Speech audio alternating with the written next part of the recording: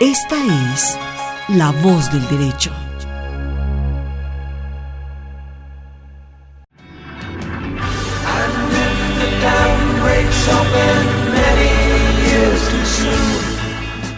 Es 24 de marzo y repasaremos qué pasó un día como hoy en la historia.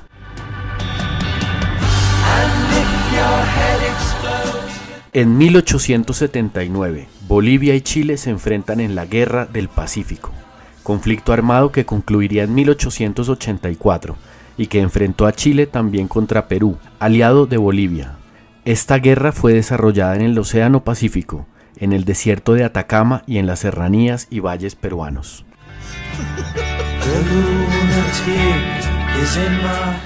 En nuestra efeméride musical, en Inglaterra, la banda de rock Pink Floyd publica The Dark Side of the Moon, o El lado oscuro de la luna, cuyo tema principal escuchamos de fondo. Este álbum conceptual fue el octavo de estudio del grupo musical británico. Se estima que ha vendido más de 50 millones de copias a nivel mundial.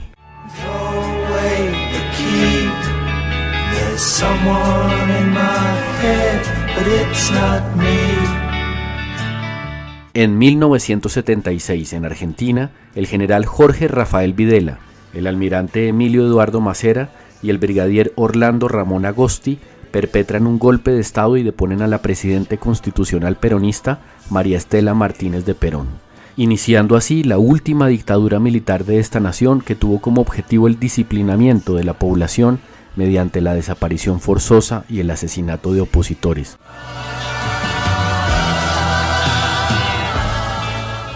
Y para finalizar, en 1933, en Berlín, Alemania, el Reichstag vota a otorgar plenos poderes a Adolf Hitler.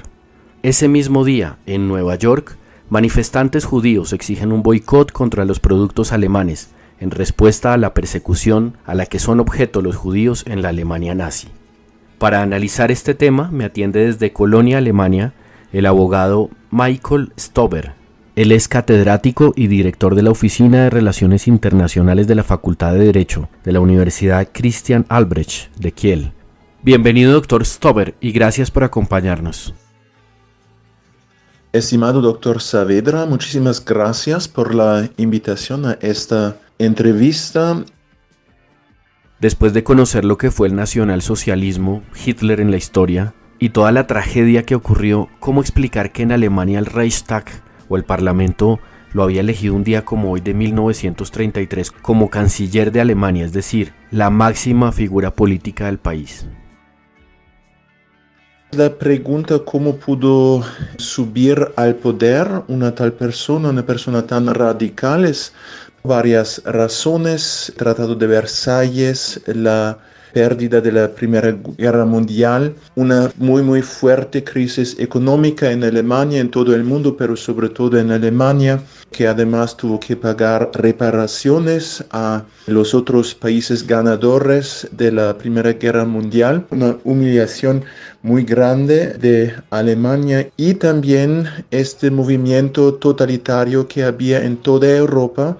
Y en Alemania este movimiento radical, en este caso fascista, era particularmente fuerte. Pues en Europa y también en Alemania había desde mucho tiempo, se puede decir desde finales del siglo XIX, movimientos nacionalistas, movimientos racistas, movimientos antisemitas, y eso culminó en el siglo XX, y con todas esas razones pudo lograr al poder una persona tan radical como Adolf Hitler. Me parecen que estas son las razones principales para lo que pasó en el año 1933.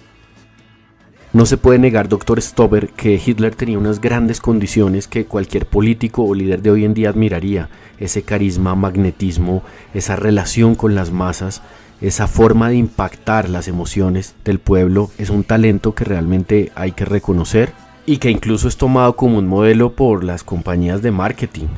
¿Cómo describiría usted esa capacidad y el talento que tenía este personaje? Estas características que describe del personaje de Hitler, el carisma, es algo que normalmente tienen casi todos los dictadores.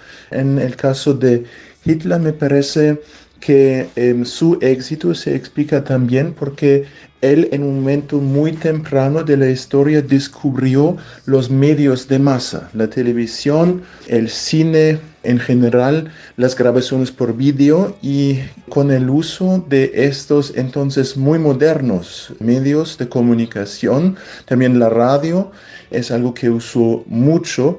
Con ayuda de estos medios de masa muy modernos en esta época, él pudo atraer a muchísima gente, pudo comunicar con muchísima gente, y eso me parece es algo que explica muy bien su gran éxito, porque él era más o menos el primero político que hizo de esta manera uso de estos medios de masa para poder comunicar con más o menos todo el pueblo alemán, para ser visible, para ser escuchado por todo el pueblo alemán, y eso me parece también explica muchísimo su gran éxito que tuvo en esta época. Finalmente, doctor Stober, ¿cómo explicar que en el seno de una nación que ha producido tanto conocimiento, que ha dado genios para la civilización occidental como Bach, Beethoven, Einstein, Goethe, Gutenberg, Lutero y muchos otros, haya caído en el nacionalsocialismo y el proyecto racista expansionista de Hitler? Eso es algo que se puede explicar solo con grandes dificultades, cómo pudo pasar en un país tan cultivado, tan civilizado como Alemania, con una historia de ciencias, de filosofía tan rica, cómo pudo pasar que en tal país había este movimiento nacional socialista, esta dictadura. Eso es hasta hoy en día muy difícil de explicar y es algo que ocupa a los historiadores, los filósofos, los sociólogos alemanes hasta hoy en día. La razón quizás porque los alemanes tienen una cierta tendencia al perfeccionismo en lo positivo, como se puede, por ejemplo, ver en la técnica alemana, los carros alemanes, pero quizás también en el negativo, en este caso, la exageración de este movimiento que había en otros países europeos también, pero en Alemania, sobre todo, era particularmente fuerte. Agradezco mucho la participación desde Colonia, en Alemania, del abogado Michael Stober, catedrático y director de la Oficina de Relaciones Internacionales de la Facultad de Derecho de la Universidad Christian Albrecht de Kiel. Muy amable, doctor Stober, por atendernos y que pase un feliz día. Doctor Saavedra, otra vez muchísimas gracias por la invitación a esta entrevista y muchas gracias por sus preguntas. The lunatic